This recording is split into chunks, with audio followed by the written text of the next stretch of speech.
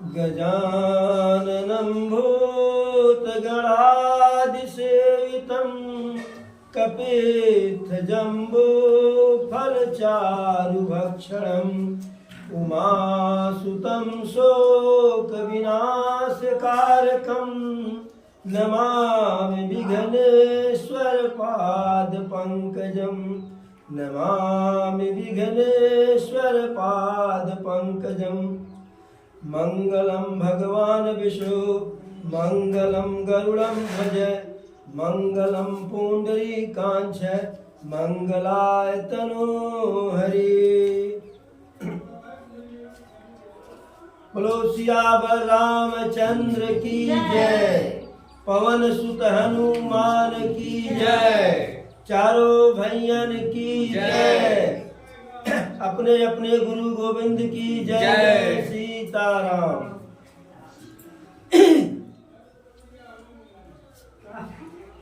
कल की कथा में किस प्रकार से असुरराज रावण का जन्म हुआ, किस प्रकार की तपस्या करके अपार पराक्रम और अपार बल की प्राप्ति हुई, उसकी कथा हुई। मैदानों की कन्या मंदोदरी के साथ विवाह की कथा हुई। आज रावण के अत्याचार की कथा होगी और जैसे जैसे असुरपति रावण का अत्याचार बढ़ता जाएगा, वैसे वैसे परमपिता परमेश्वर का नर के रूप में इस पृथ्वी लोक पे आगमन का कार्य नजदीक होता जाएगा। तो अब रावण के अत्याचार की कहानी यहाँ से शुरू होती है। गिरि त्रिकूटयक सिंधु मझारी विधि निर्मित दुर्गम यति भारी सोई मय दानव बहुरी समारा कनक रचित मणि भवन अपारा। त्रिकूट पर्वत से घिरा हुआ और चारों तरफ समुद्र से घिरा हुआ, चारों तरफ समुद्र से घिरा हुआ जो है, बीच में त्रिकूट पर्वत है। उस त्रिकूट पर्वत पे एक बहुत ही दुर्गम किला का निर्माण मैदानों के द्वारा किया गया। अब आज तो मान लीजिए कि हवाई जहाज है, उड़ के चले जाएंगे, तब तो या तो देवता लोग उड़ते थे अपने अपने वाहन से, या मायावी असुर जो है उड़ते थे। बाकी सबके जो है आने जाने के लिए समुद्र में तो जहाज का ही प्रयोग होता था और जहाज उस प्रकार से प्रचुर मात्रा में थे नहीं। अब इस चारों तरफ से समुद्र से घिरा हुआ कोई भी दुर्ग हो तो दुर्गम है ये। इसीलिए राजा महाराजा जो अपने लिए किला बनवाते थे उसके चारों तरफ जो है लंबी चौड़ी खाई जो है खुदवा देते थे और सामने से एक जो है सकरा सा जो है प्रवेश द्वार होता था जिसपे उनके सुरक्षा गार्ड सैनिक द्वारपाल तैनात रहते थे, जिससे सिर्फ एक रास्ते से सामने वाले रास्ते से शत्रु का आक्रमण हो और सकरे रास्ते से आएंगे, चाहे कितनी लंबी फौज हो, आएंगे किसी रास्ते से तो हमारे वीर पहले से मुस्तैद रहेंगे, उनका काम तमाम कर देंगे।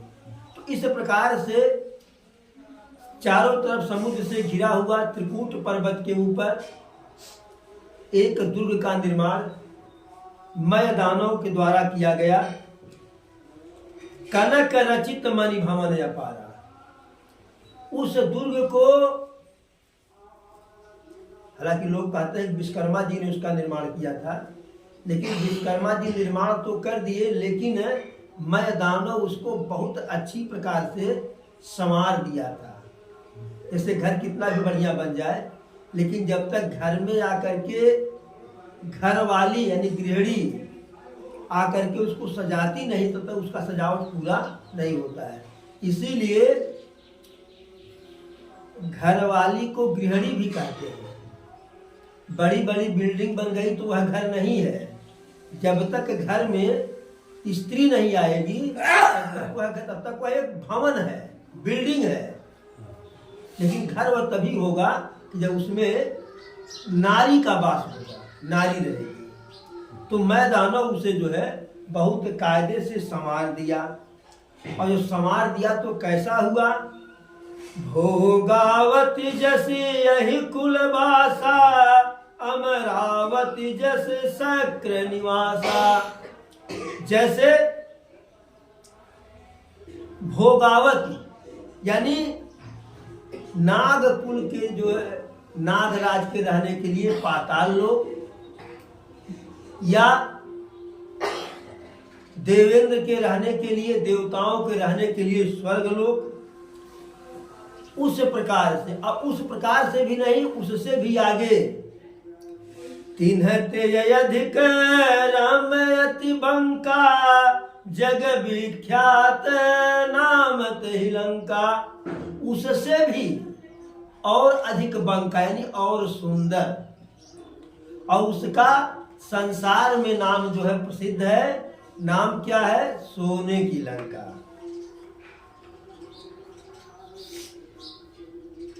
खाइय सिंधु गंभीर यति, चारिह दिस फिरिया, कनक कोटि मन खचित दृढ़, बरनि न जाई बनाओ। चारों तरफ गंभीर में अथाह है, उसके खाई है, और कनक कोटि, उसमें करोड़ों, एक दो कमरा नहीं, करोड़ों कमरे उसमें जो है सोने के बने हुए हैं। दृढ़ बरनि न जाई बनाओ, बहुत ही मजबूत बना हुआ है।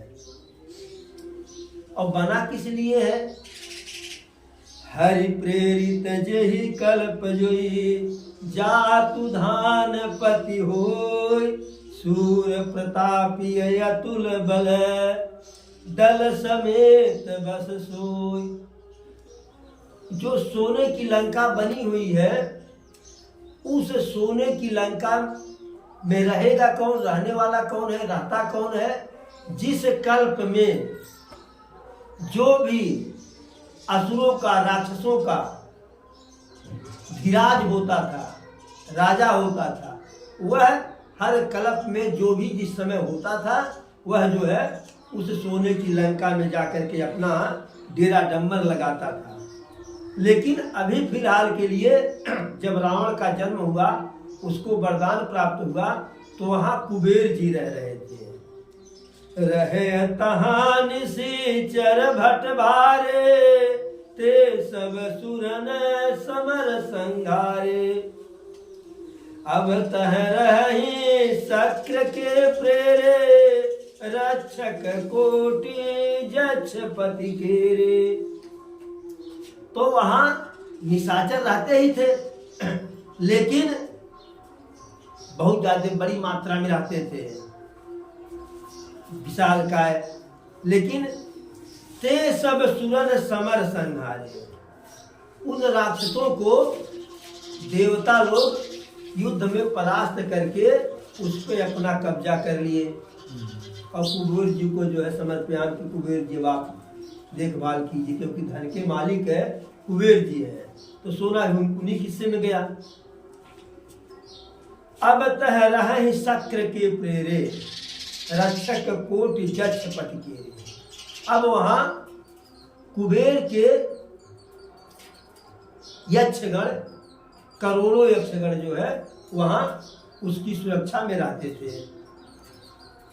एक बार रावण को यह पता लग गया कि राक्षसों के लिए जो पहले से बना हुआ है सोने की लंका, उस पे इस समय कुबेर का आधिपत्य है और उनके जो है प्रहरी वहां पे करोड़ों प्रहरी रह रहे हैं।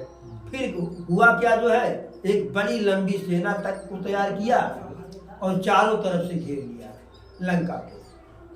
अब जब चारों तरफ से घेर लिया तो कुबेर को इसी में अपनी भलाई लगी कि अभी भाग जाए तो ठीक है, नहीं तो पकड़े जाएंगे तो राक्षसों के पास न कोई मोह, न कोई सील, न संकोच, पता नहीं कौन दंड देंगे। अरे भाई एक दंड होता है, मुकदमा चलेगा, अपना पक्ष सुनाओ, तुम भी दो, दूसरा भी, लेकिन जहाँ न्याय का शासन हो तहाँ न, जहाँ न्याय का सब कैसे अफगानिस्तान में किसी से गलती हुई, तालिबान का शासन है, आपको कुछ कहने का अवसर नहीं मिलेगा। कत्लेआम, स्त्री अगर बाहर निकल गई अकेले में तो भी कोड़ा मारो, 2-4 स्त्रियां निकली बिना बुर्का नकाब पहने तो भी कोड़ा मारो। तो यह आसुरी प्रवृत्ति है ना, इसलिए कुबेर अपने सभी यक्षगणों से कहे कि भाग चलो, भाग रे भाग, नहीं और आगे समस्या। तो लंका पे कब्जा किया रावण और चारों तरफ घूमा और देखा, उसने अपनी राजधानी बनाया लंका को, और जितने भी उसके जो है सहचर थे सबको यथा योग्य, जिसको जो देना उचित है उसे वह सौंप दिया। फिर एक बार पता चला कि कुबेर के पास पुष्पक विमान है, तो एक बार कुबेर के ऊपर धावा बोल दिया और पुष्पक विमान उसे छीन लिया। उसी पुष्पक विमान पर बैठा करके सीता जी को रावण ले गया था और प्रभु रावण का वध करके उसी पुष्पक विमान को लेकर के अयोध्या में लाए थे। फिर इसे लोग कहते हैं कि धन के बालक ठीक मन के बालक, मन तो बढ़ा ही था उसका। कौतुक कैलाश पुनी लीन सिजाई उठाए, मनहु तौल निज बाहुबल चला बहुत सुख पाए। एक बार खेल ही खेल में शंकर जी से मिलने गया। देखिए जितने भी असुर रहे वह शंकर के भक्त रहे, ब्रह्मा के भक्त रहे, क्योंकि इन दोनों को थोड़ा सा बहलाना फुसलाना आसान था, लेकिन विष्णु के निकट जाते नहीं थे, क्योंकि विष्णु थोड़ा सा दूर तक सोचते थे। तो सभी असुर, सभी राक्षस विष्णु से सतर्क रहते थे। तो रावण कैलाश पर्वत पर गया भोले जी से मिलने, मिल करके आने लगा, आशीर्वाद लिया। तो सोचा कि अब भोले जी को कैसे उठाऊं, यह तो उनका अपमान हो जाएगा, और कहीं संयोग से तीसरा नेत्र खोल दे तो और दिक्कत। तो किया क्या, कहा कि सीधे नहीं टेढ़े उठाएं, से कान ऐसे न पकड़ करके घुमा करके पकड़ेंगे। कैलाश पर्वत को ही उठा लिया। अब मान लो कुर्सी कोई आपकी उठा ले तो आप उठी गए, तो कैलाश पर्वत को उठा लिया। मनहु तौल निज बाहुबल चला बहुत सुख पाए। अब उसको लगा कि हमारे भुजाओं में बहुत अधिक बल है और बड़ा प्रसन्न होकर के चला। फिर सुख संपत्ति सुत सेन सहाई, जय प्रताप बल बुद्धि बढ़ाई। सुख संपत्ति सेना सब उसकी बढ़ने लगी और जय भी बढ़ने लगा। भाई सेना है, पराक्रम जय बढ़वे करेगा, प्रताप बढ़ने लगा, बल बढ़ने लगा और बुद्धि भी बढ़ने लगी। सबको बढ़ते हुए देखा जब वह जो है, और सब बढ़ कैसे रहा है, नित नूतन सब बाढ़त जाई, जिमि प्रतिलाभ लोभ अधिकाई। यह सब उसका दिन प्रतिदिन बढ़ते जा रहा है। सुख बढ़ रहा है, सेना बढ़ रही है, संपत्ति बढ़ रहा है, जय बढ़ रहा है, प्रताप बढ़ रहा है, बल बढ़ रहा है, और कैसे बढ़ रहा है? जैसे लोभ, जैसे जैसे संपत्ति बढ़ती है, जैसे जैसे इच्छा हमारी पूरी होती, तैसे तैसे लोभ बढ़ता है। जैसे आप मान लीजिए कि कोई भी जुआ खेले, ताश खेले, आप जैसे जैसे जीतते हैं तो हर अगली दान और जीतने की इच्छा मन में प्रबल होती है, और अगर हार जाते हैं तो भी जीत खेलने का इच्छा हो। क्यों? जैसे अगर 10 रुपया हार गए तो सोचते हैं कि अगली दान में जब खेलेंगे तो जीतेंगे तो जो 10 वाला घाटा यह भी पूरा होगा, 10 और मिल जाएगा। इस प्रकार से चूंकि उसके पास जो है अति बलवान भाई है, और ऐसा भाई है कि जो दुर्भाग्य से, या यह कहिए कि मानव के सौभाग्य से, मानव जाति के सौभाग्य से 6 महीना सोने का वरदान ले लिया था। लेकिन जब वह जगता था जिस एक दिन के लिए, तो तीनों लोक में हाहाकार मच जाता था। और कैसा था? समर धीर नहीं जाई बखाना, तेहि समय मित वीर बलवाना। जब वह जिस दिन के लिए जगता था 6 महीने में, उस दिन पूरे तीनों लोक में हाहाकार मच जाता था। और ऐसे वीर प्रतापी बलवान राक्षस जो है, असुर है, लंका में 1-2 नहीं थे, अमित थे, अनेक थे। और रावण का जो बड़ा बेटा था मेघनाद, वह जब बोलता था, जब गरजता था तो बादल की तरह से गड़गड़ाहट होती थी। विश्व के, संसार के बड़े बड़े योद्धाओं में जब योद्धाओं का नाम लिया जाता था कि कौन पराक्रमी योद्धा, तो वहीं मेघनाद के ही नाम से शुरू होता था। और ऐसा कोई योद्धा नहीं कि जिसको वह परास्त न किया हो। स्वर्गलोक में तो उसके नाम से प्रायः हर दिन हाहाकार मचता था। इसी प्रकार से कुमुखय कंपन कुल शरद धूम के तु अधिकार, एक एक जग जीत सके ऐसे सुभट निकाय। दुर्मुख, कुमुख का मतलब दुर्मुख, जिसका मुख ही खराब हो। अकंपन, कुल शरद यानी वज्रदंत, धूमकेतु और अतिकाय, ऐसे कई योद्धा थे जो अकेले एक ही योद्धा जो है तीनों लोगों को जीतने की क्षमता रखते थे। और साथ ही जो है यह सबके सब जो है मायावी थे। बल और पराक्रम तो था ही, मायावी भी थे।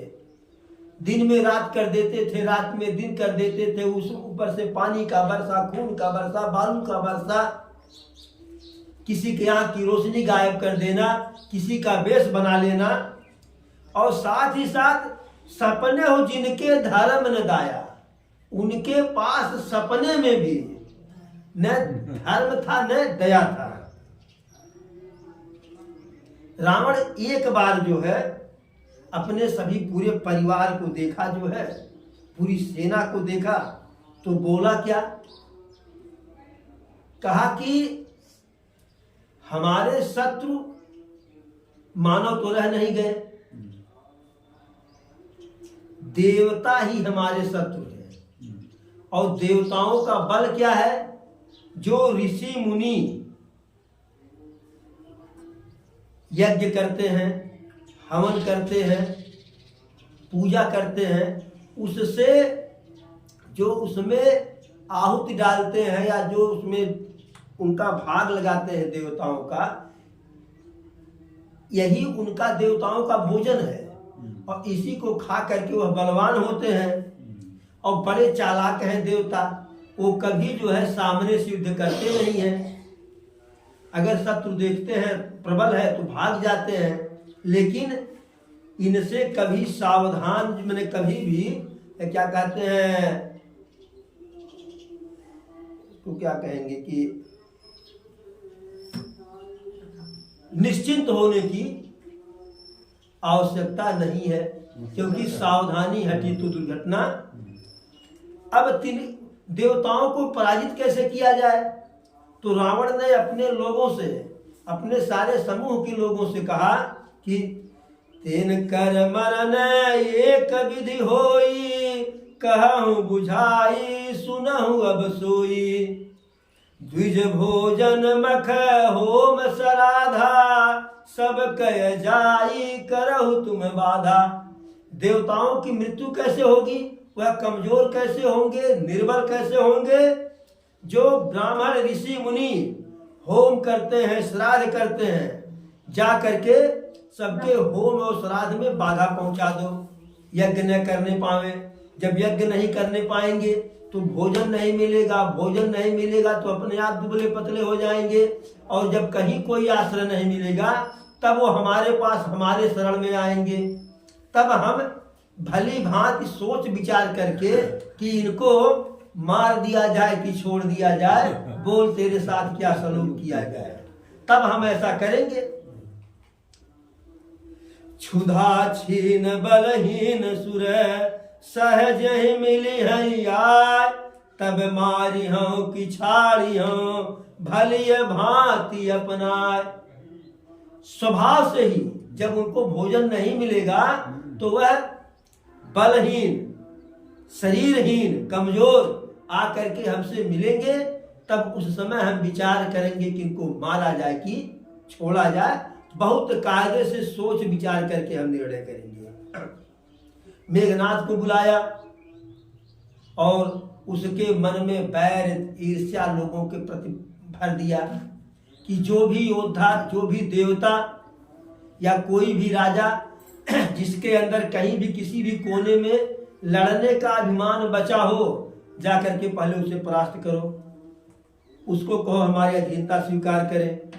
अब वह चल देता था, कहने भर की देरी थी कि फला राजा को परास्त करो, उसको पहले मान के परास्त करके पहले से बैठा हुआ था जो है। और जब खुद वह जो है रावण चलता था जो है, तो उसके चलने से पृथ्वी डोलने लगती थी, कांपने लगती थी, और देवताओं की स्त्रियों के पेट में जो गर्भ रहता था वह उसके गर्जना से, कंपन से जो है तीनों लोग कपने लगता था, गर्भ गिर जाता था। जिस दिशा में वह जाता था रावण, उस दिशा के दिक्पाल जो है दिशा को छोड़ करके भाग जाते थे। जिधर गया उधर सब सूने सून। मेघनाथ जाता था स्वर्गलोक पे, देवता लोग भाग जाते थे, तो ललकार गाड़ी दे दे करके ललकारता था, पचारता था, आओ आओ आओ, हर तरफ खोजता था कि अपने जोड़ का कहीं कोई योद्धा में कोई मिलने वाला नहीं था। भुज बल विश्व वश्य करी, राखे सी कौन सुतंत्र, मंडलिक मणि रावण, राज करई निज मंत्र, देव रक्ष गंधर्व नर, किन्नर नाग कुमार, जीति वर्य निज बाहुबल, बहु सुंदर बर नारी। अपने भुजाओं के बल से सबको जो है रावण जीत लिया था। किसी को स्वतंत्र रहने, चाहे कोई राजा हो, कोई देवता हो, किसी को स्वतंत्र जो है रहने नहीं दिया। वह सभी राजाओं का राजा हो गया और अपने इच्छा के अनुसार राज करई निज मंत्र, यानी अपनी इच्छा के अनुसार जैसा चाहता था वैसा राज करता था। न कोई नियम, न धर्म, न कोई कायदा, न कानून। देवता, यक्ष, गंधर्व और मानव, किन्नर, नाग की जितनी भी सुंदर सुंदर कन्याएं थी, सबको बलात् पूर्वक जीत करके ला करके असुरों के हवाले कर दिया था। फिर वह सब करते क्या थे?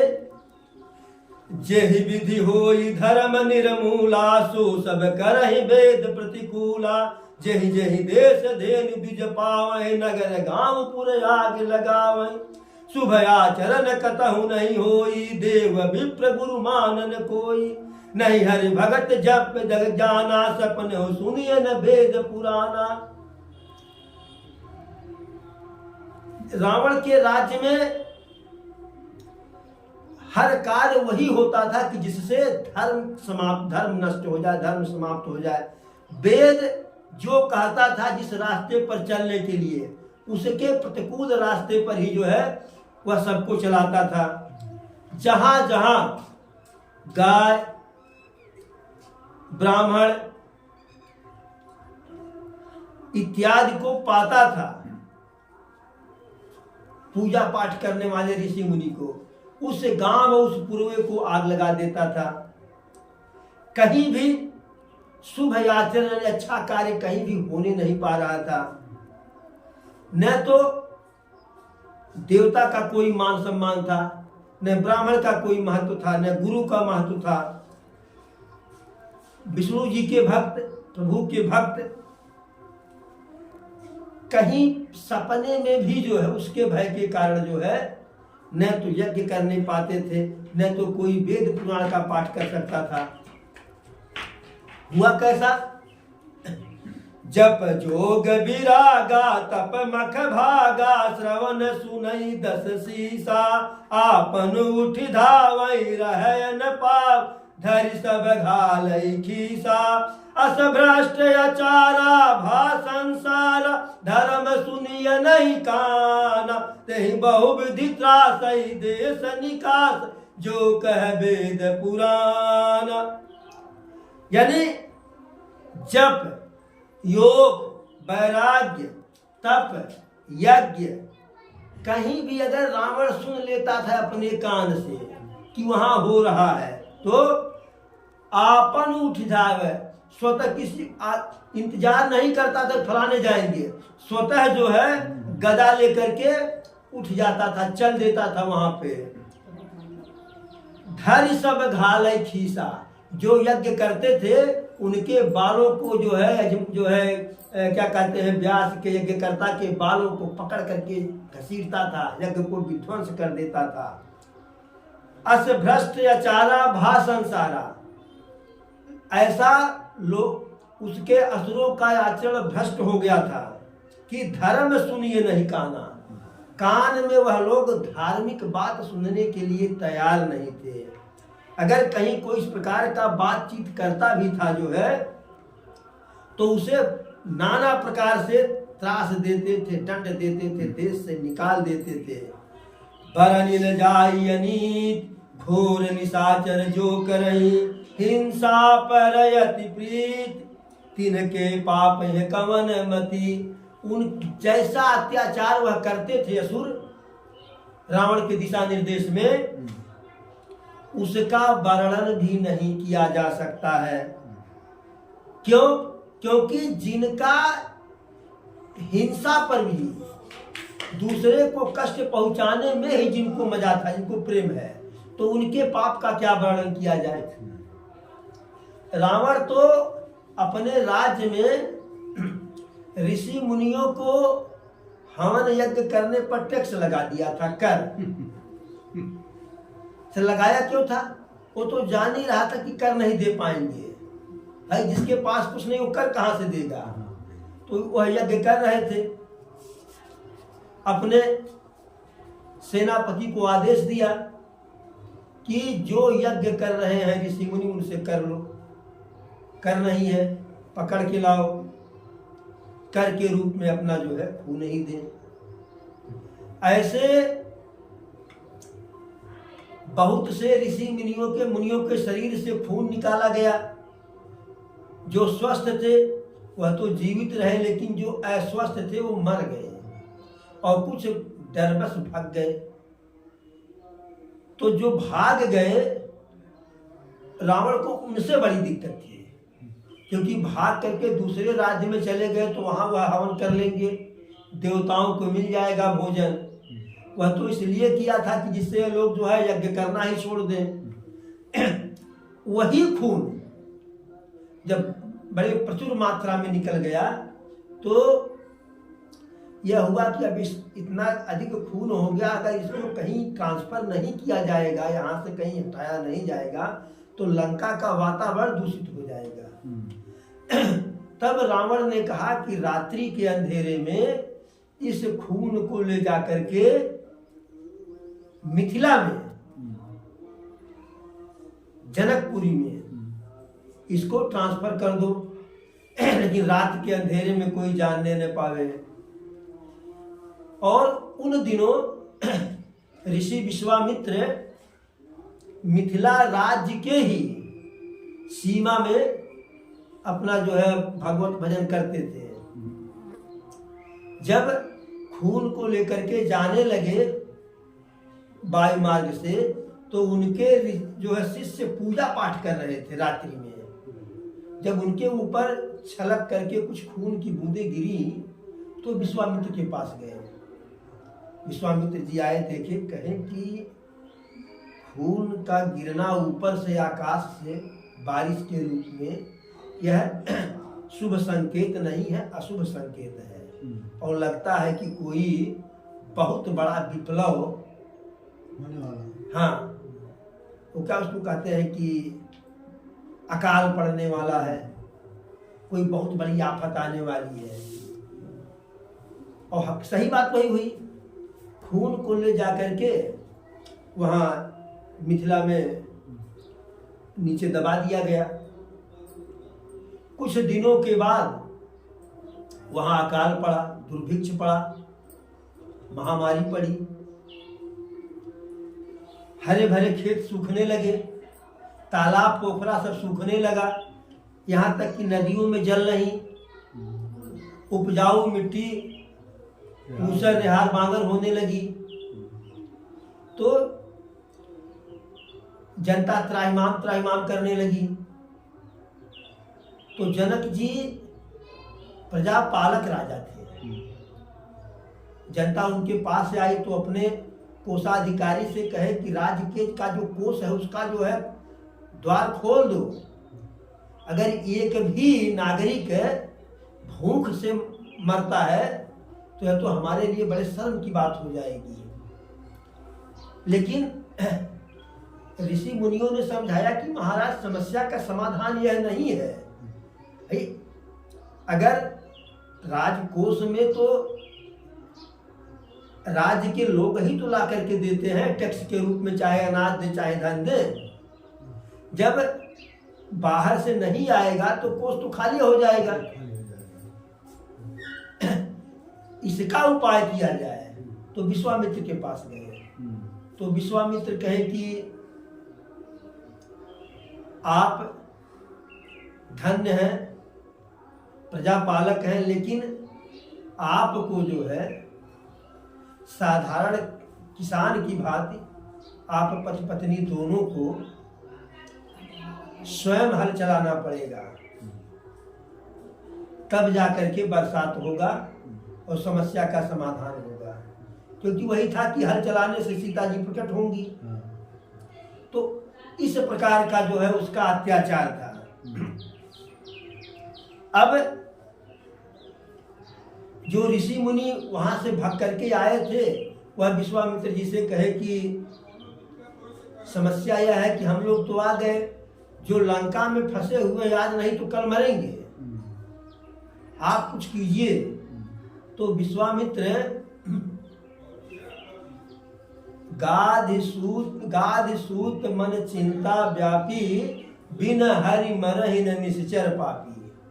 तो विश्वामित्र मन में विचार किए तो सोचे कि बिना प्रभु के असुरों का जो है वध होने वाला नहीं है।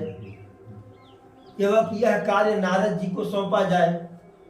नारद जी नारायण की तपस्या करें, ध्यान दें तो नारायण आ जाएंगे।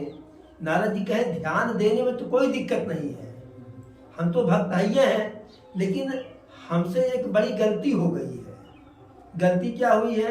वो कहे कि हम दक्ष राज के 10 पुत्रों को दीक्षा दे करके सन्यासी बना दिए, इसलिए दक्ष राज हमसे नाराज होकर के हमको श्राप दे दिए कि हम कहीं भी 10 मिनट से अधिक रुक नहीं सकते हैं। जो नारद जी के साथ ये था, श्राप दक्ष दिए थे। नारद जी का मान सम्मान हर जगह था सन्यासी के कारण। हर कोई चाहता है देश में सन्यासी बने, संत बने, लेकिन हे प्रभु हमार बटवा न बने। तो दक्ष राज के जब बच्चों लड़कों को बना दिए 10 को, तो वह नाराज होकर के क्रोध में आकर के नारद जी को श्राप दे दिए।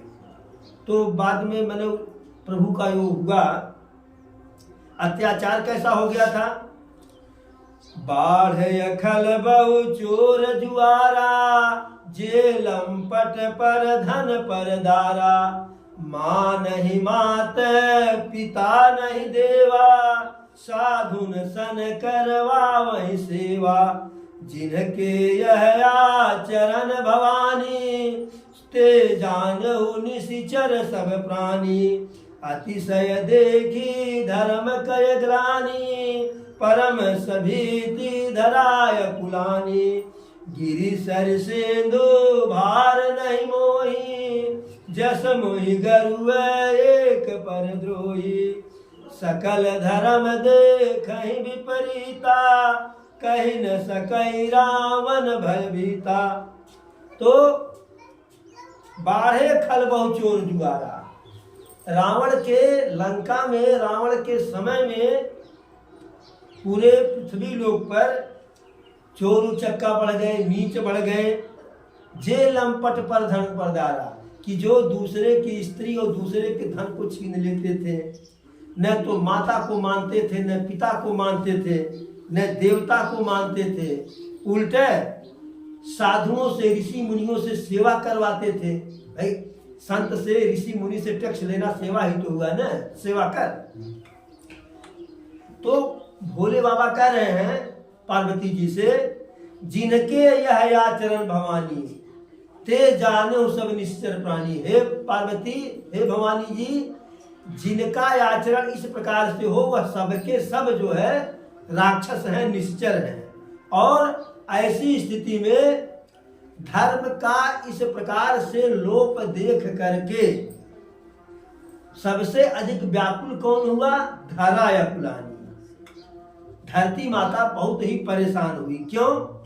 वह कहती है, गिरि सर सिंधु भार नहीं मोही। यह जो ऊंचे ऊंचे पर्वत हैं, जो नदियां हैं, समुद्र हैं, चट्टान है, यह सब हमारे लिए भार नहीं है।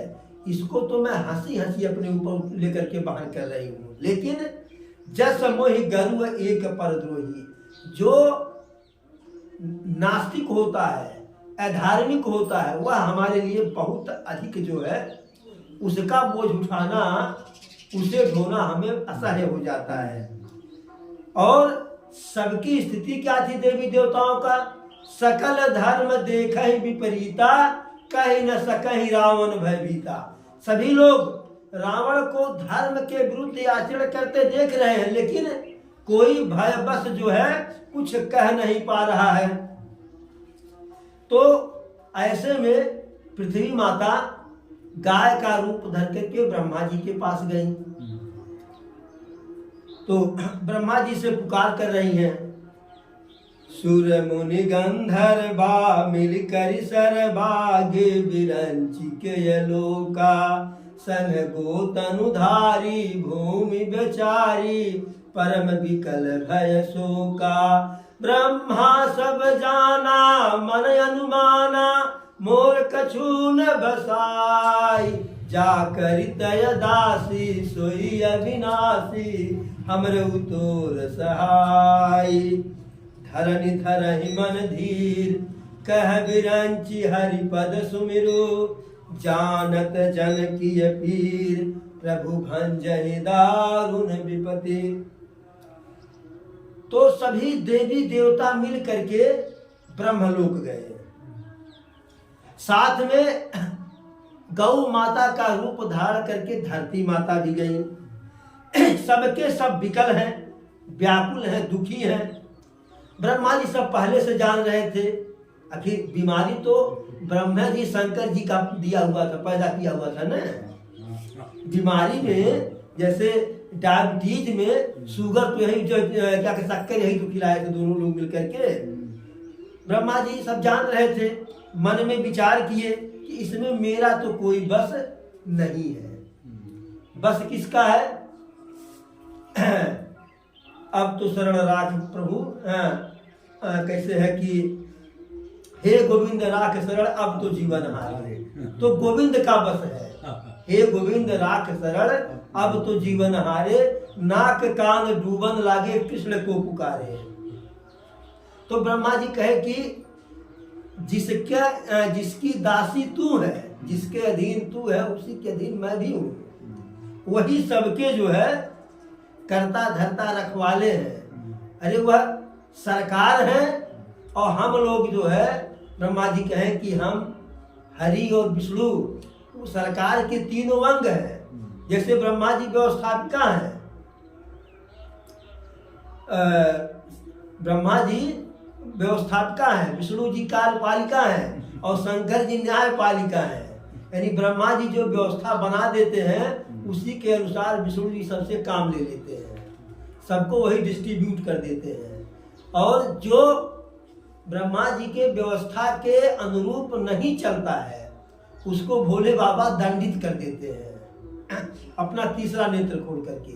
तो ब्रह्मा जी कहे, हे धरती माता या सभी देवी देवता, सभी लोग जो है भगवान का स्मरण कीजिए और वह सबके कष्ट को जानते हैं, सबके कष्ट को जानते हैं और सभी के हर प्रकार के कष्टों को जो है दूर करने के लिए वही पर्याप्त है। अब चूंकि कथा लंबा हो जा रहा है और देवताओं के द्वारा प्रभु की स्तुति की कथा जो है, प्रभु की स्तुति की कथा और राघव सरकार के जन्म की कथा कल होगी, क्योंकि समय कुछ अधिक हो गया। हे प्रभु, हे दीनानाथ, हे नारायण। एक बार बोलो राघव सरकार की जय, अयोध्या राम लला की जय। हे प्रभु, हे दीनानाथ, हे परमेश्वर,